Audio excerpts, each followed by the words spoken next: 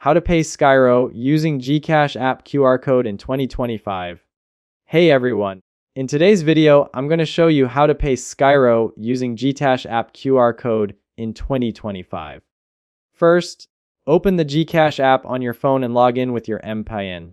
From the dashboard, tap the Pay QR option. Then choose Scan QR code if you have Skyro's QR, or Upload QR if you saved it as an image. Then align your camera with the Skyro QR code or upload it from your gallery. Once scanned, Skyro's account details will automatically appear on your screen. Next, enter the exact payment amount you want to pay. Review the details merchant name Skyro and amount before proceeding. After that, tap Pay and confirm using your GCASH PIN or biometric. Wait for the confirmation receipt and screenshot save it as proof of payment. That's it. Thanks for watching. Don't forget to like and subscribe for more videos.